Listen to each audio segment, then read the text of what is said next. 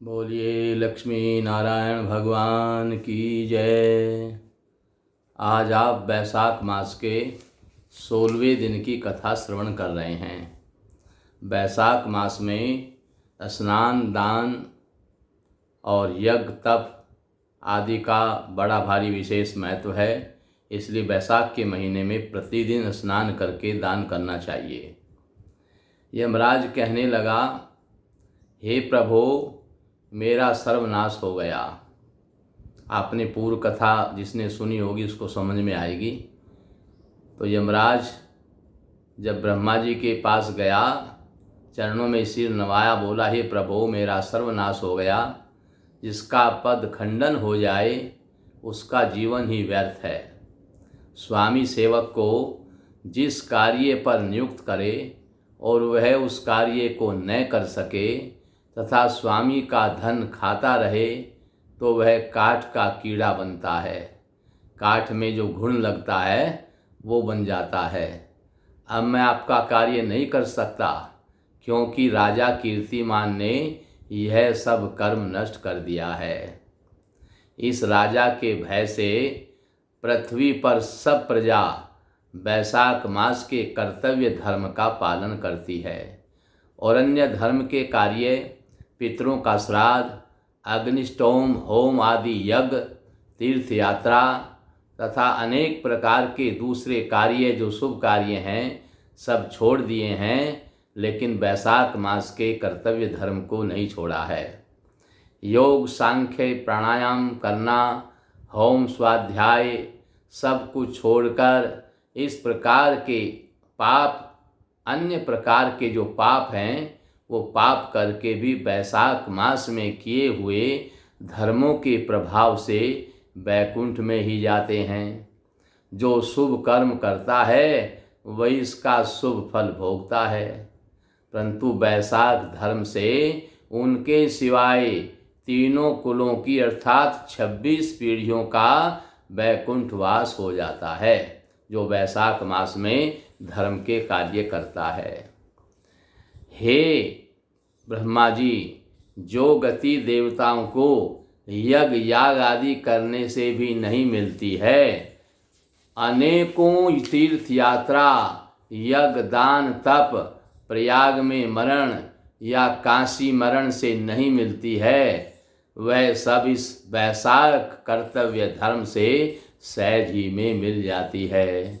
ऐसा प्रतीत होता है जैसे बैकुंठ का कोई परिमाण नहीं, जो इतने मनुष्यों से भी नहीं भरता। अब मेरा कर्तव्य न करने से मैं राजा को अपना शत्रु मानता हूँ, क्योंकि राजा की आज्ञा से सब बैसाख धर्म का पालन कर रहे हैं। इसके स्वरूप पृथ्वी के जीवों का यमलोक में जाने का मार्ग ही रुक गया है। जब पृथ्वी के लोग यमलोक में जा ही नहीं रहे हैं तो फिर मैं राज्य किसका करूं? राजा तो जब भी राज्य करेगा जब प्रजा हो। जब प्रजा ही नहीं है, सभी लोग जो पाप कर रहे हैं केवल बैसाख मास में पुण्य करने से बैकुंठ को जा रहे हैं, यमलोक में कोई आता नहीं। ये जब लोग पाप करते हैं मैं समझता हूँ, खुश होता हूँ, चलो भी ये लोग यमपुरी में आएंगे। लेकिन जैसे ही बैसाख मास आता है, ये पहले दिन से ही बैसाख मास के धर्म को करने में जुट जाते हैं, क्योंकि राजा कीर्तिमान ने आज्ञा दे रखी है, जो नहीं करेगा उसको दंड मिलेगा। इसलिए राजा के भय के कारण सभी लोग बैसाख धर्म में जुट जाते हैं।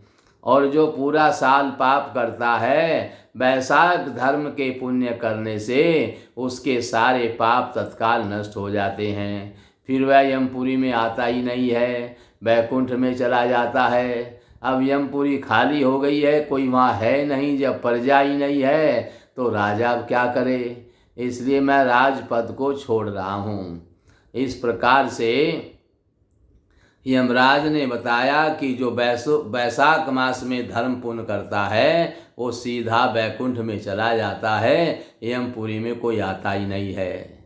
ये सुनकर के ब्रह्मा जी को भी बड़ा आश्चर्य हुआ और उन्होंने कहा कि मैं धर्म करने वाले को कैसे रोक सकता हूँ। धर्म करने वाले के लिए जो नियम लिखे हैं वो तो उसको फल तय स्वरूप तय प्राप्त होंगे ही।